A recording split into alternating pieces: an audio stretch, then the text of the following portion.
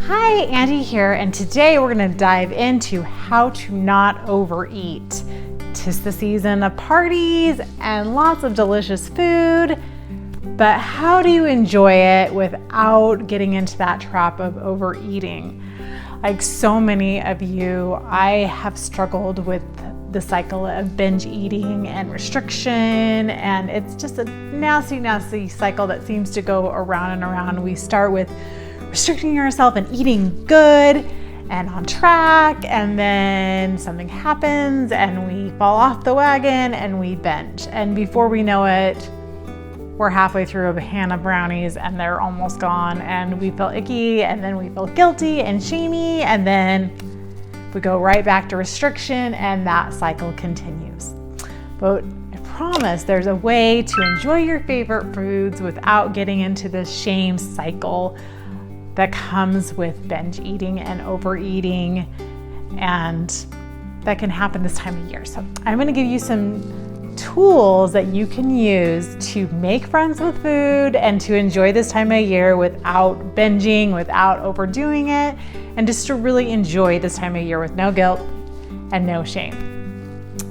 First, the most important thing, and I will continue to come back to this over and over again, is I want you to drink your water. Most of the time when we overeat, it's because we're thirsty, not hungry. So make sure you're drinking plenty of water and that you're well hydrated, so it's not a lack of water and you're not just thirsty instead of hungry. So always pay attention to your water. I always recommend drinking 2/3 of your body weight in water every day. All right, next, I want you to get really curious. Ask lots of questions.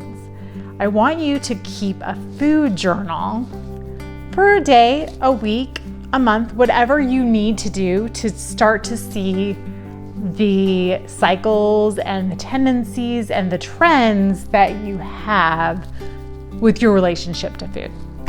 So this is going to be non-judgmental, no judgment. We're the scientists. We're just observing our nature. So I want you to, every time you eat, I want you to check in with yourself.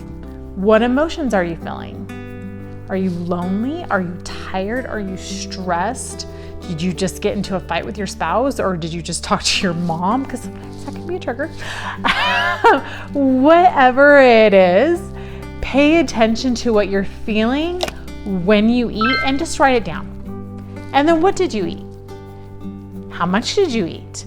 So just get really curious and really take detailed notes so that you can review your daily food habits from an objective standpoint and stand back and look at it and see where maybe, okay, every day around 3 o'clock, I find myself eating a cookie and a Diet Coke because I'm tired.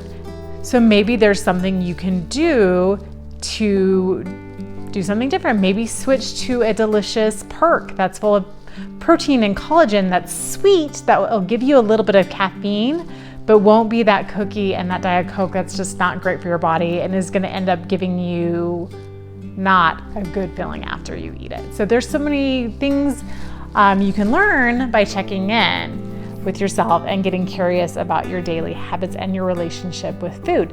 And one of these things that you can maybe figure out are, what are your trigger foods? Everyone has them. For me, when I start eating donuts, it's real hard for me to stop. I love donuts, and they're so delicious and they're so flaky, and if it's a good one, it's light, it's easy for me to overdo it. So I know that that's a trigger food for me. So I need to tread lightly when I'm eating donuts and really pay attention to that, to myself when I'm eating donuts, so that I don't overeat, and just enjoy it, move on, so that that doesn't happen. Really pay attention to your stress levels as well.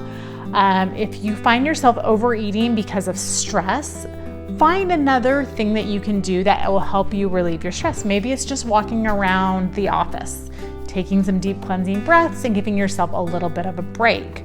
Or maybe it's going out and grounding yourself on the ground and putting your feet on the grass. That's just a really good relaxation technique that can help you ground and help you release some stress. Yoga is great. Whatever it is that you can do instead of turning to food when you're stressed. Maybe it's taking a bubble bath. Maybe it's working out. Maybe it's talking with a good friend. Maybe it's watching a funny show. Whatever it is, just try and find something that's not food to deal with your stress. And I promise long term, it will work out better for you than turning to something that's just gonna make you feel sick. Okay, I want you to plan ahead. So if you're going to a party and you're not sure what they're going to be making or what's going to be served, plan ahead. Make sure that you're not going to this party starving, that you are kind of like you can eat, but you're not starving, so that you can make smarter choices, because nothing's worse than, and I used to do this all the time. I'm like, okay, I've got this big party tonight. I know there's gonna be delicious food there, so I'm not gonna eat all day long so that I have calories for tonight. And we all know how that ends. We end up overeating, feeling gross and bloated because we ate so much food because we starved ourselves all day. So eat healthy foods throughout your day and then enjoy it. But always practice portion control and enjoying small amounts of your favorite foods so that you're not feeling sick and gross because you overate, because nothing's worse than that feeling of when you overate and you just feel sick. So enjoy it, plan ahead, make sure you're not starving, drink lots of water. And here's the thing, when it comes to food and to eating, so much of it is our relationship to it. If we have a lot of energy about, oh, this is a naughty food or this is bad, food doesn't have morality. It doesn't. It's not good. It's not bad. There's things that are better for you, obviously.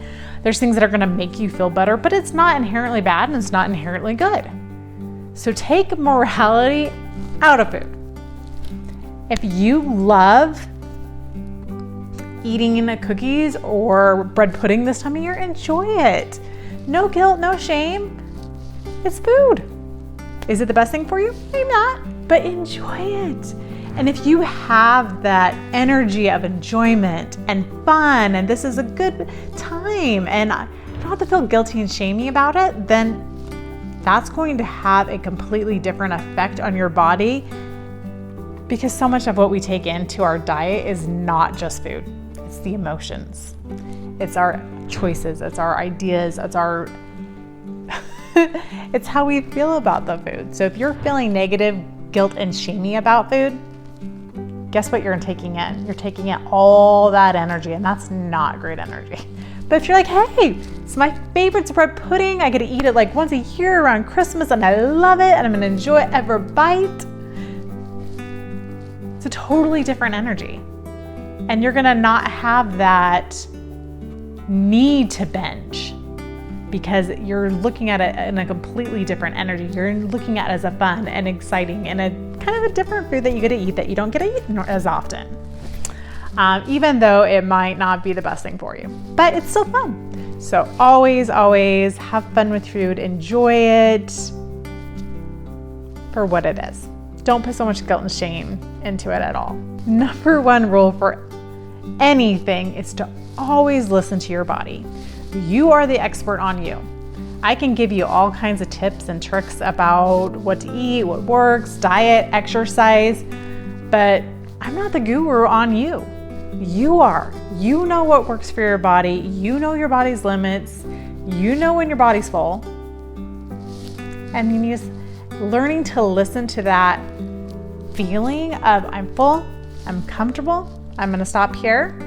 What I like to do is I like to get to that point where I'm wanting to reach for more, but I'm like maybe full, and I sit and I wait. And if I'm still hungry after like 5 to 10 minutes, I might have a little bit more. But if I'm like after that 5 to 10 minutes, you know what? I'm good, I'm full. That felt really good. I'm not at that point where I'm overly full, I'm just comfortably full. That's where you wanna be. That's the sweet spot. But you have to pay attention to your body and you have to listen to it. So always listen to your body. Have fun during these holidays, during Halloween with the kids, with Thanksgiving coming, and with Christmas. Enjoy these foods. This is a joyful, fun time of year, and I don't want you to be totally in restriction where you're not enjoying these things. Have fun with it, but again, no guilt, no shame. Enjoy it and move on. Get back to the foods that are better for you. Get back to the foods that nourish you and you know your body truly wants, but have fun. Enjoy this time of year. It happens once a year, and it's when we indulge and then we continue to indulge, and our one cheat meal turns into weeks and weeks of cheating and lots of sugar during this time of year. That's when we run into a little bit of a problem. But I guarantee you it's because of the guilt and the shame. And we just kind of get into that bad cycle. But if we are like, you know what, I'm gonna have some yummy desserts at this party, then I'm gonna get right back into the foods that I know fuel me and give me the energy and vitality I need and move on. Totally different energy, and that is what I want for you. I want you to heal this relationship with food, take morality out of the food, enjoy this time of year. Much love, and I will see you next time. Thank you.